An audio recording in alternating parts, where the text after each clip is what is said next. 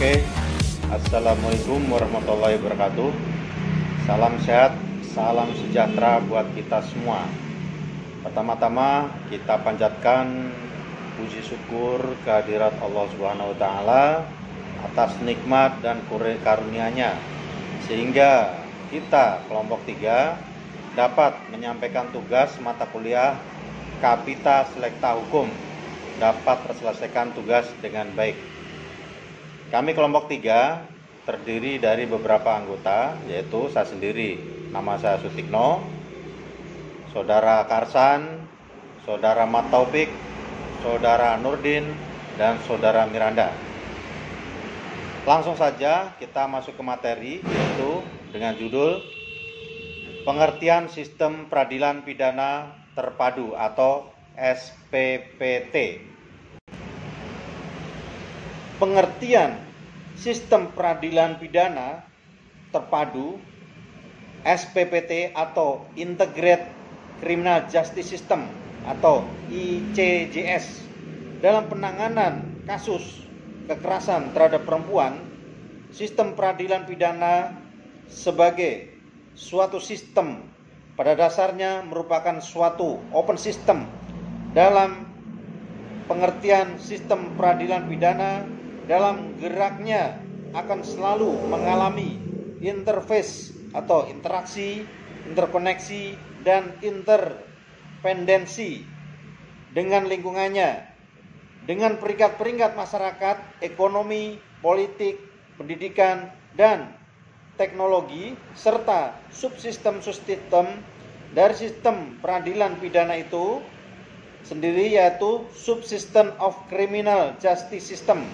Sistem peradilan pidana di dalamnya terkandung gerak sistemik dari subsistem-subsistem pendukungnya, yakni kepolisian, kejaksaan, pengadilan, lembaga pemasyarakatan, dan advokat yang secara keseluruhan dan merupakan satu kesatuan atau totalitas berusaha mentransformasikan masukan menjadi luaran yang menjadi tujuan sistem peradilan pidana.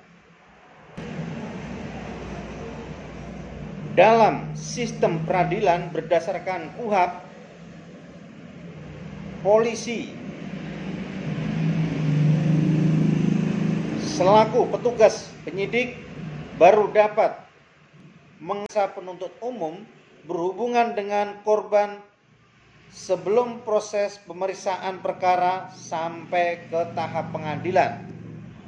Demikian yang bisa saya bawakan. Untuk lebih lanjut akan disampaikan oleh rekan saya. Terima kasih. Mengolah kasus setelah mendapatkan pengaduan dari korban atau masyarakat atas dugaan adanya tindak pidana. Kemudian pihak kepolisian dapat menindaklanjuti pengaduan korban dengan melakukan penyelidikan dan penyidikan. Untuk kepentingan pengembangan kasus, polisi berwenang menetapkan tersangka, bahkan menahan tersangka. Hasil penyelidikan dan penyidikan diserahkan ke Jaksa Penuntut Umum atau JPU. JPU meneruskan pekerjaan polisi. Untuk itu, ia dapat memeriksa lebih lanjut dengan korban dan tersangka. JPU juga mempunyai kewenangan untuk menahan tersangka jika JPU merasa berkas perkara tersebut cukup bukti, maka berkas itu diajukan ke pengadilan untuk disidangkan. Dalam persidangan, status tersangka berubah menjadi terdakwa, di mana hakim dalam memeriksa perkara dapat meminta keterangan korban, terdakwa, dan saksi lainnya. Bahkan hakim juga dapat mempertemukan korban dengan terdakwa. Selama proses persidangan di pengadilan, terjadi interaksi yang cukup intens antara terdakwa dan korban. Terdakwa dengan petugas rumah tahanan atau lembaga pemasyarakatan, terdakwa dengan panitera pengadilan, terdakwa dengan jaksa penuntut umum, dan juga terdakwa dengan hakim. Dalam sistem peradilan pidana berdasarkan KUHP, tersangka atau terdakwa lebih memiliki banyak akses untuk berinteraksi dengan aparatur penegak hukum dibandingkan dengan korban. Korban hanya berinteraksi dengan penyidik pada saat pelaporan atau pengaduan dan berinteraksi dengan hakim serta jaksa penuntut umum pada saat pemeriksaan di pengadilan. Korban tidak pernah diikut sertakan pada saat penyidik berkomunikasi atau menyerahkan berkas perkara kepada jaksa penuntut umum. Dengan kata lain, KUHP tidak memberi akses jaksa penuntut umum berhubungan dengan korban sebelum proses pemeriksaan perkara sampai ke tahap pengadilan. Demikian yang bisa saya bawakan. Untuk lebih lanjut akan disampaikan oleh rekan saya. Terima kasih. Sistem peradilan pidana terpadu ada beberapa sub atau yang diimplementasikan melalui sistem pidana. Yang pertama yaitu adanya kekuasaan penyidikan oleh badan atau lembaga penyidik. Yang kedua, kekuasaan penuntutan. Dalam hal ini oleh kejaksaan mungkin ya, atau lembaga penuntut umum, yaitu saya ingin sebut ya kejaksaan. Yang ketiga, kekuasaan mengadili dan menjatuhkan putusan atau pidana oleh badan pengadilan. Dan yang keempat, kekuasaan pelaksanaan putusan atau pidana atau hak eksekutorial bahasa kitanya.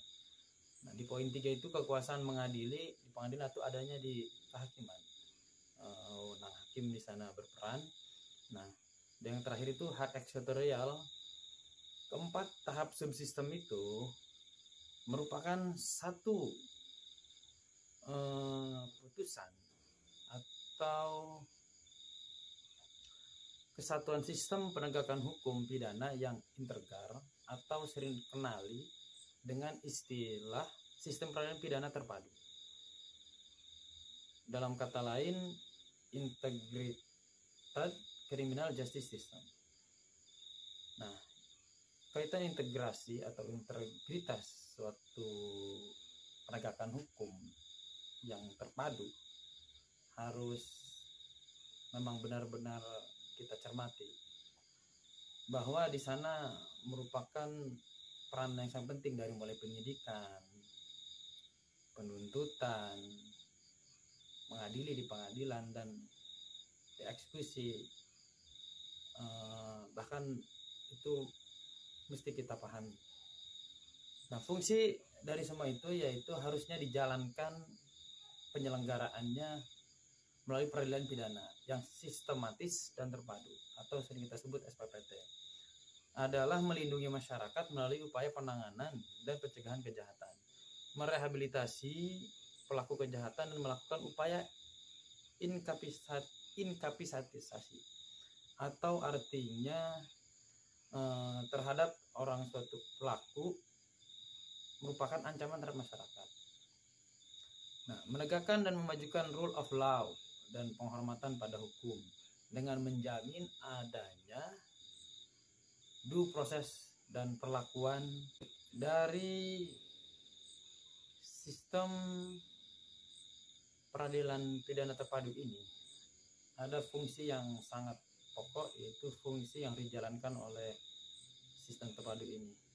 Yang pertama, harus melindungi masyarakat melalui upaya penanganan dan pencegahan kejahatan, merehabilitasi pelaku kejahatan dan melakukan upaya inkapisatisasi terhadap orang yang merupakan ancaman terhadap masyarakat, menegakkan dan memajukan rule of law dan penghormatan pada hukum. Hal ini tentunya didukung harus dengan due process of law, dan perlakuan yang wajar bagi tersangka. Artinya hak-hak asasi manusianya harus dilindungi. Terpidana atau terdakwa melakukan penuntutan dan membebaskan orang yang tidak bersalah yang dituduh melakukan kejahatan.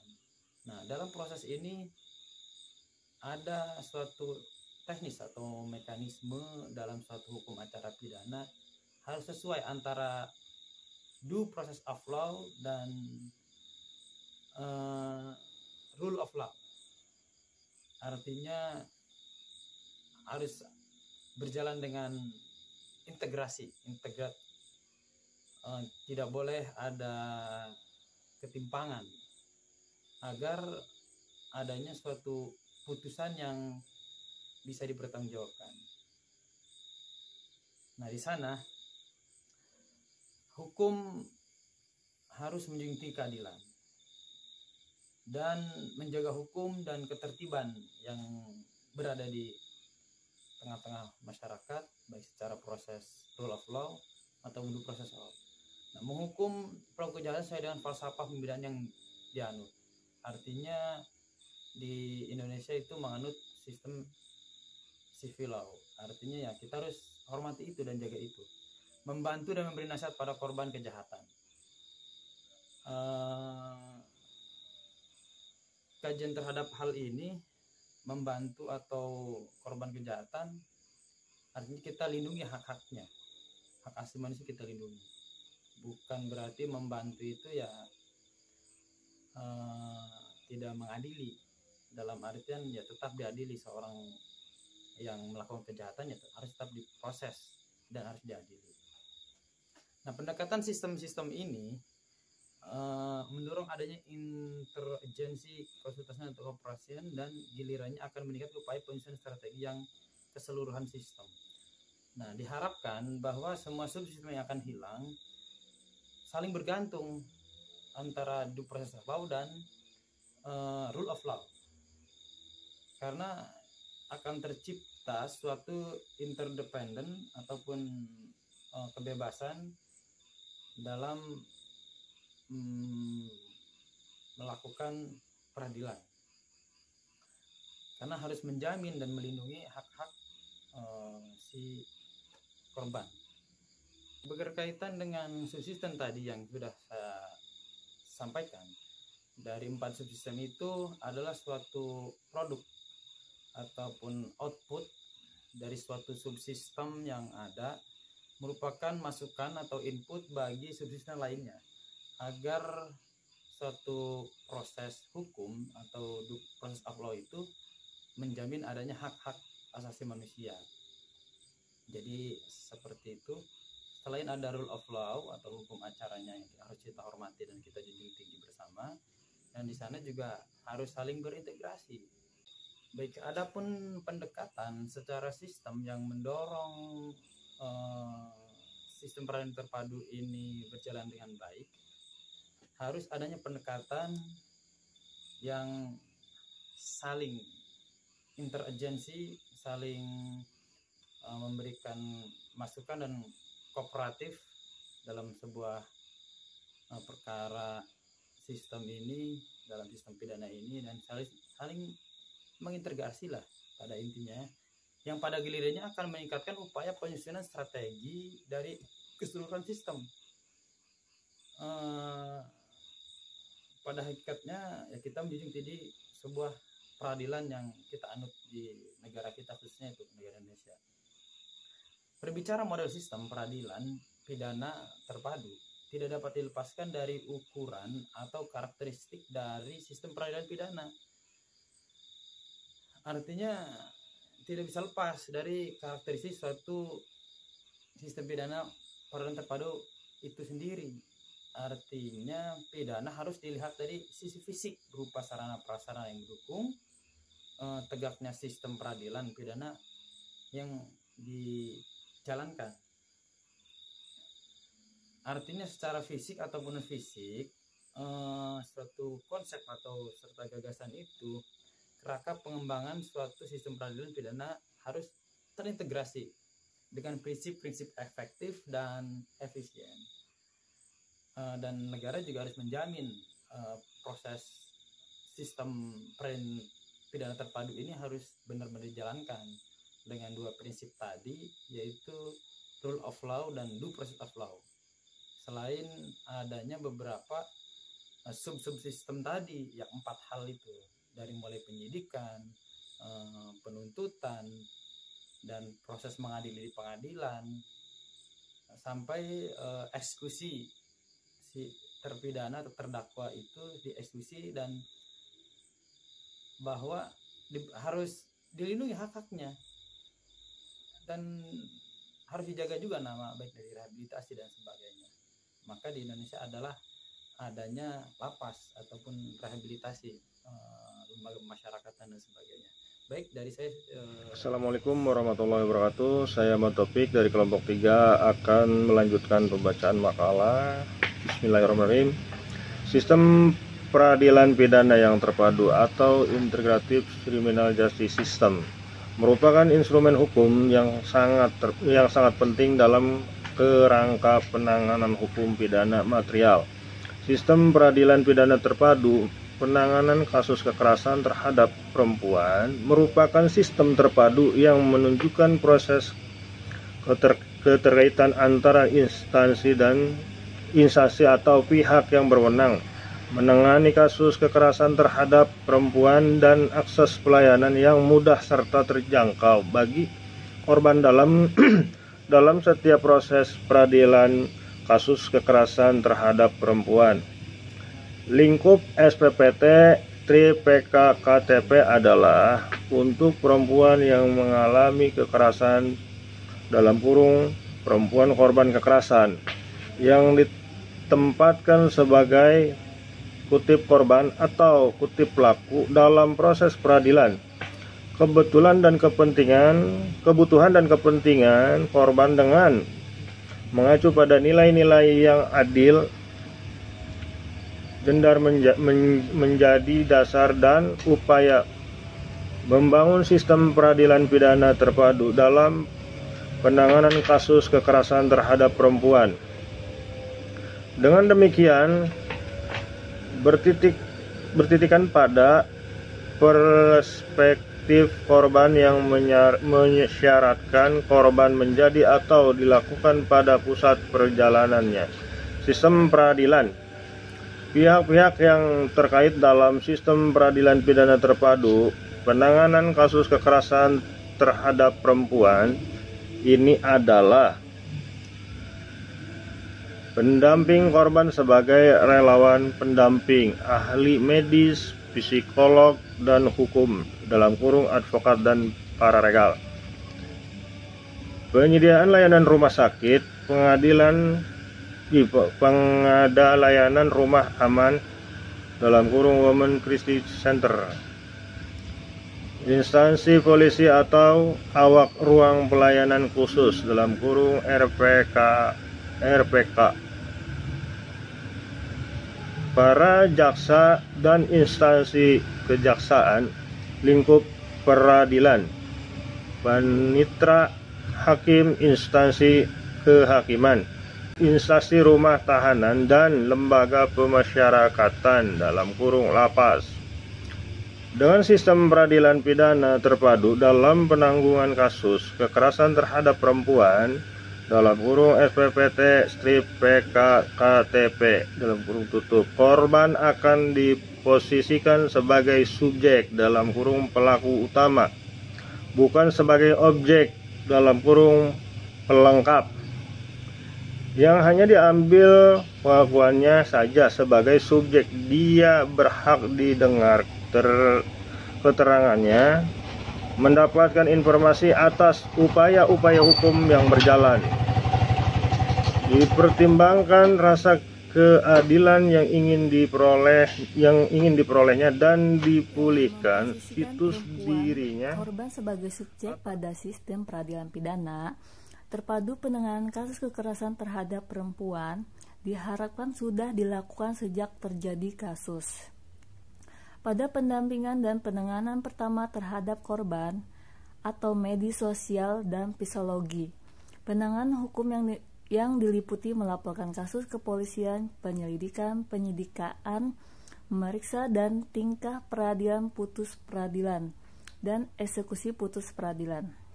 Jadi, prinsip utama yang terdapat di dalam Undang-Undang Nomor 7 Tahun 1984 tentang ratifikasi Konvens penghapusan segala bentuk diskriminasi terhadap perempuan. Undang-Undang Nomor 23 Tahun 2024 tentang penghapusan kekerasan dalam rumah tangga ataupun perundang-undangan lainnya yang berkaitan dengan hak asasi manusia. Diadopsi dalam sistem peradilan pidana terpadu penanganan kasus kekerasan terhadap perempuan ini. Adapun prinsip-prinsip tersebut adalah: 1. Perlindungan dan penegakan hak asasi manusia. Konsep sistem peradilan pidana terpadu penanganan kasus kekerasan terhadap perempuan ini harus dilandasi oleh semangat untuk memenuhi hak asasi manusia, khusus hak asasi manusia yang paling mendasari seperti hak hidup, hak atas kebebasan, dan hak atas keamanan. Konsep ini dibuat untuk menghapus segala bentuk diskriminasi terhadap korban. Dalam hal ini perempuan dan rangka pemenuhi hak asasi manusia. 2. Kesetaraan dan keadilan gender adalah suatu konsep yang mengacu pada sistem hubung sosial yang membedakan perempuan dan laki-laki dalam masyarakat yang dibangun atau dikonsesi secara sosial kultural. Selama ini dalam pelaksanaannya seringkali perempuan menjadi korban dari ketidakadilan gender ini. Oleh karenanya, konsep ini harus didasari oleh semangat utama untuk memperjuangkan kesetaraan dan keadilan gender khususnya bagi perempuan korban kekerasan. Kesetaraan gender adalah suatu keadilan di mana perempuan dan laki-laki menikmati status yang setara dan berada dalam kondisi yang sama untuk dan proses dalam sebuah bidang kehidupan. Keadilan gender merupakan suatu kondisi yang adil bagi perempuan dan laki-laki melalui suatu proses kultural dan struktural yang menghentikan hambatan-hambatan aktualisasi bagi pihak-pihak yang oleh karena jenis kelaminan mengalami hambatan baik secara kultural maupun secara struktural. Nama saya Nurdin, saya dari kelompok 3. Di sini saya akan membacakan untuk melanjutkan dari pembahasan rekan saya. Yang ketiga di sini perlindungan terhadap korban. Konsep ini dilandasi oleh semangat terhadap perlindungan dan penegakan hak-hak korban, yakni untuk memperoleh kebenaran, keadilan, dan reparasi. Nomor 4, prinsip non-diskriminasi.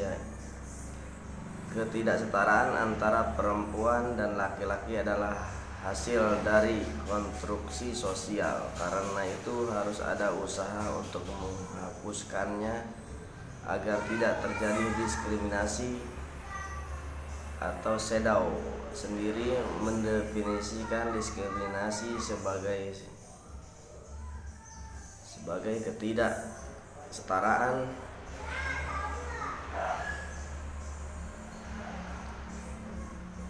atau perbedaan, pengucilan, atau pembatasan yang dibuat atas dasar jenis kelamin. Upaya untuk mengubah sistem peradilan pidana dengan meletakkan pengalaman perempuan ketika bersentuhan dengan sistem hukum adalah sebuah proses panjang demi terciptanya hukum yang lebih memberi akses, peluang, dan manfaat yang sama untuk semua pihak. Sistem peradilan yang dibangun adalah sistem peradilan yang mudah terjangkau dan dapat dipertanggungjawabkan dalam penanganan kasus-kasus kekerasan terhadap perempuan.